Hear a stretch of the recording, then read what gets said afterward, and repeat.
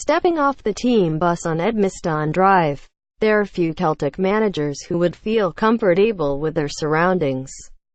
Brendan Rodgers is perhaps an exception. When his Celtic side make the short trip to Ibrox this morning, he will be preparing for his 9th Old Firm game, his 5th in Govan, and still undefeated. 4 wins have been garnered from previous visits, but he is now approaching what has been dubbed the most testing visit of them all. The significance of this fixture is not lost on a man who has been part of Welsh derbies, Merseyside clashes and meetings between Liverpool and Manchester United, both to those in the stands and the men in his away dressing room, aiming to open up a 9-point lead at the top of the table. There's passion for both teams, expectancy for both teams.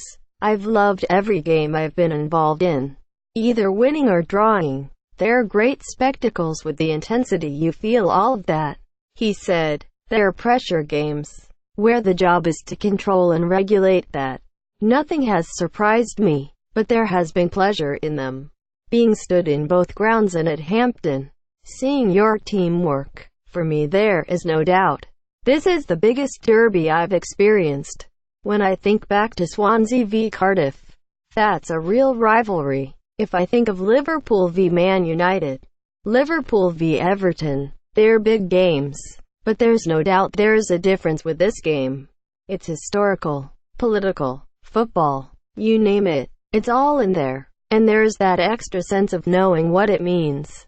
They're wonderful occasions. Not always the best games, but thankfully for us in the majority of them we have played well and got the result. Gordon Strachan spoke last week about the eye-opening nature of life in the visiting technical area at Ibrox when you are from the other side of the city. But Rodgers says he has yet to have a turbulent experience. It has been passionate, as you would expect, he says with a smile.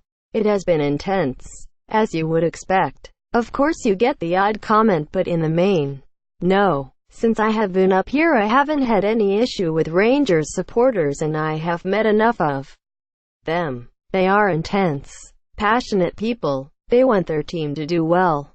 They expect the team to do well, and I am just the opposition manager of the rival. You get a bit of stick, but that is okay. There is a mutual respect between Rodgers and the man who will be standing about 10 yards away this afternoon. Parachuted in as Pedro Teixeira's replacement in October, Graeme Murty has since been appointed Rangers manager until the end of the season. Today his team could cut the gap with their visitors to 3 points and, perhaps just as importantly to the majority in the stands, bring about the first win over their rivals at Ibrox since March 2012. Rodgers has been impressed by the 43-year-old, who he believes should remain in place beyond his current remit.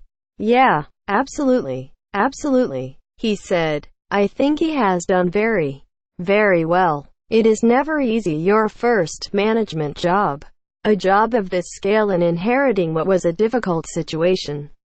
He has been able to look to do it the way he wants to do it. He has brought back a British core to the team, brought in some players who understand what it means to play for Rangers. He has brought in 1 or 2 others. So I think he and his staff have done a very good job. The Celtic manager believes Murty would find it difficult to go back to his previous day job of being in charge of the U20s. I remember having the experience when I was at Chelsea. At the time I didn't even know if I wanted to be a manager, but when Jose Mourinho got the sack I was brought in for the first team for a period of 3 or 4 months or so. I enjoyed the intensity. I enjoyed the pressure. I enjoyed the preparation. I enjoyed the highs. I enjoyed the lows. That is what comes. I was then offered the chance to stay with the first team. They brought in a guy called Hank Tenkate, who came out of managing with Ajax to be the number 2 at Chelsea. So that left Hank, Stevie Clark and then me, and I thought I am not going to be doing a great deal here. Hank has been sent to coach and Stevie was already there. I was the young up-and-coming coach. I have always been a lead coach, so I then went back to the reserve team through choice, and it was Great. Brilliant developing players and coaching. But it had changed then. You actually enjoy the pressure, so then you want the pressure. Then it was no coincidence that not long after that I became a manager. So I think now for him, it would be difficult to go back. If he was out of work, then of course sometimes you have to work to earn money, then you will do that. But I think he has shown he has probably got a really good chance of getting the job.